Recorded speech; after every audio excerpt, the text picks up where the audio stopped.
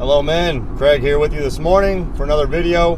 I want to talk to you about raising exemplary children, raising children that live to a higher standard. Once a week I try to take one of my 3 children out to dinner, usually, sometimes for ice cream or something like that. But I try to take one of my kids out for some alone time with their father. So it's just me and one of my children. They get my full attention without their siblings around, and we can talk about whatever it is that they want to talk about. And I've said this before on Twitter and otherwise in videos, that when your kids have your undivided attention, especially a father's undivided attention, they eat that up. It's something they yearn for. And let's be honest, man, they don't get it as much as we'd like. We're busy. We're at work. We're working to provide for our families. We have our missions that we're pursuing. We have projects around the home, things that we're working toward. There's nothing wrong with that, but it does take away time from our children. So I mentioned in yesterday's video about being intentional about the way we're using our time. And one way that I'm intentional about using my time is making sure that my children get one-on-one time with me. And last night, I was out with my oldest daughter, Riley. She's 10 years old. And we went out for pizza and had some discussions. She was talking about things that she had seen on TV, or things that other girls in her class talk about, the way that they speak about others, the way that they dress. And it was different than the standards that we follow in our household. It's different than the standards we are passing on to her and that we expect from her. And I had to have a pretty frank discussion with her that, as she gets older, that delineation is going to grow stronger. The girls that she's hanging around are going to be making decisions about the boys that they are with and the things they're doing with those boys. They're going to be acting in ways that are going to be quite different than the standards we have for her. And I made that very clear. When your friends are spending their time outside of school, wasting it away, whatever that looks like, playing around online, sitting around gossiping, like that's not what she's going to be doing. She's going to be exercising, she's going to be studying, she's going to be working to make sure that she is learned and articulate, and that she is held to a high standard. I explained to her that every member of our family is a reflection of the other members of our family. What she does is a reflection of me. And I will not accept her doing things that reflect poorly on me, just as I would not expect her to accept me doing things that reflect poorly on her. Now, I ultimately set the standard, but I absolutely encourage my children to hold me accountable. If I don't live out the things that I'm teaching, I expect them to tell me about it. Have you had this talk with your kids? Have you sat your children down, either one-on-one or your family in its entirety, and discussed the standards that you live to? Before I left for work this morning, I went to each of my kids. They were sitting down eating breakfast, and I went to each one of them. I told them goodbye. I gave them a kiss on the head, and I told them, have a great day. Make sure you are living to a high standard. That means working hard, never giving up, and maintaining a positive attitude at all times.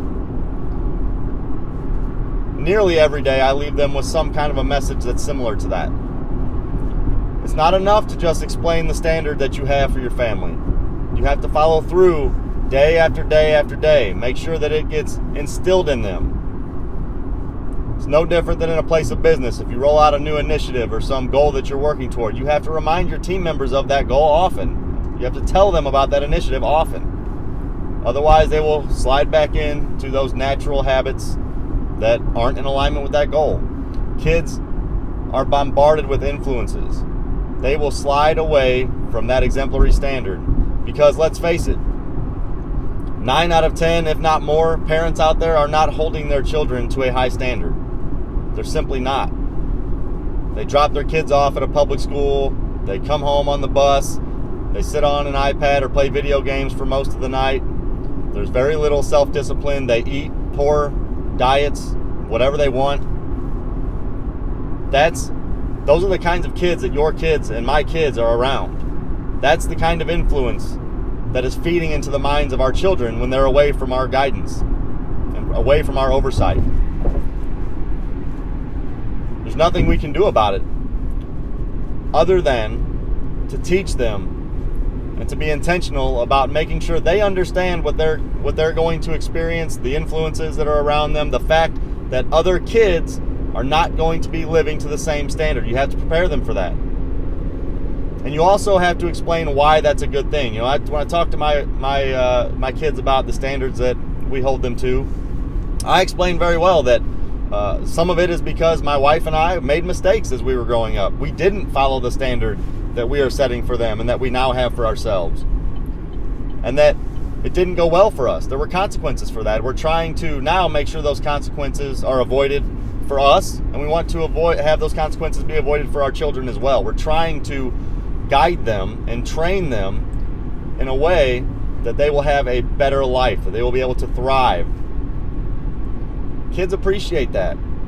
One of the big problems that a lot of guys my age will talk about is that when they were growing up, their parents just simply said, they set the rules, and it was just like, I'm the parent and this is how it's going to be.